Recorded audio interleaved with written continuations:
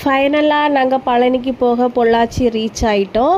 பொள்ளாச்சியில் போய் இறங்கிட்டு அங்கே எல்லாமே நல்லா இருந்துச்சு. வயல் எல்லாமே நேச்சுரலாக அழகாக இருந்து பார்க்குறதுக்கு. அங்கே போய் இறங்கிட்டு அதுக்கப்புறம் பஸ் ஸ்டாப்புக்கு நமக்கு பழனிக்கு போக வேண்டி ஆட்டோ பிடிச்சி அங்கே போய் பழனியில் போய் இறங்கிட்டோம். அங்கே பயங்கர கூட்டமாக இருந்துச்சு. தைப்பூசம்னால காவடி எடுக்க ஆட்கள் நிறைய பேர் இருந்தாங்க. அங்கே குதிரை எல்லாமே பார்த்துட்டு இருந்தோம். அதில் மல்லிகைப்பூ தான் ரொம்ப அழகாக இருந்துச்சு. வித்தியாசமாக கட்டி வச்சுருந்தாங்க. நம்ம ஊர் மாதிரி இல்லை, அங்கே மல்லிகைப்பூவெல்லாம் கொஞ்சம் வித்தியாசமாக தான் இருந்துச்சு. அதுக்கப்புறம் அங்கே காவடி எடுக்கிறதுனால பயங்கர கூட்டமாக இருந்து அப்போ அதை கொஞ்ச நேரம் உட்காந்து பார்த்துட்டே நின்னோம். அங்கே பார்த்துட்டு அதுக்கப்புறம் டைம் ஆகிட்டுன்னு சொல்லிட்டு மொட்டை போட கிளம்பிட்டோம். மொட்டை போட போகும்போது தான் 2 பேருமே அதிகம் அளவில், பிள்ளைங்க 2மே ரொம்ப அழலை. முடிஞ்ச வரைக்கும் காட்டி தந்தாங்க. அதனால சீக்கிரமாக 2 பேருக்கும் டக்குன்னு மொட்டை போட்டு முடிச்சுட்டு அதுக்கப்புறம் வீட்டில் உள்ளவங்களுக்கெல்லாம் வரிசையாக ஒரு ஆளுக்காக மொட்டை போட்டுட்டு டக்குன்னு போட்டு முடிச்சிட்டாங்க. ரொம்ப லேட்டெல்லாம் ஆகலை. டக்குன்னு போட்டு முடிச்சுட்டு அதுக்கப்புறம் எல்லாருமே குளித்து ரெடியாகி ஒரு ஆளாக உட்காந்து வரிசையாக குளித்து ரெடி ஆகிட்டோம். அதுக்கப்புறம் எல்லாருமே கோயிலுக்கு போக திரும்பிட்டோம்.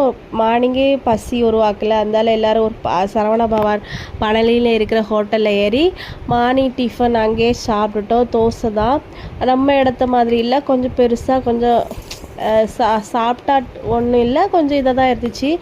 ஆனால் பரவாயில்ல, ஓகே. அங்கேயே சாப்பிட்டுட்டு அதுக்கப்புறம் பழனி மலையிலே ஏறிட்டோம். ரொம்ப கஷ்டப்பட்டு தான் ஏறினோம்.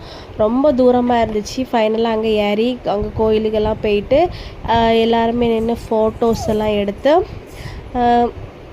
அடுத்து அங்கே உள்ள பழனி சாமியை காணக்கு வெயிட் பண்ணுறதா ரொம்ப நேரம் போயிட்டு அதுலேயே எங்களுக்கு ஒரு 2-3 மணிக்கூருக்கு மேலே ஆயிட்டு. அதுக்கப்புறம் அதெல்லாம் கண்டெடுத்துட்டு அப்புறம் கீழே இறங்கும்போது தான் ரொம்ப அழகாக இருந்துச்சு. மேலே நின்றுட்டு கீழே பார்க்கும்போது எல்லா இடமே சூப்பராக அழகாக இருந்துச்சு.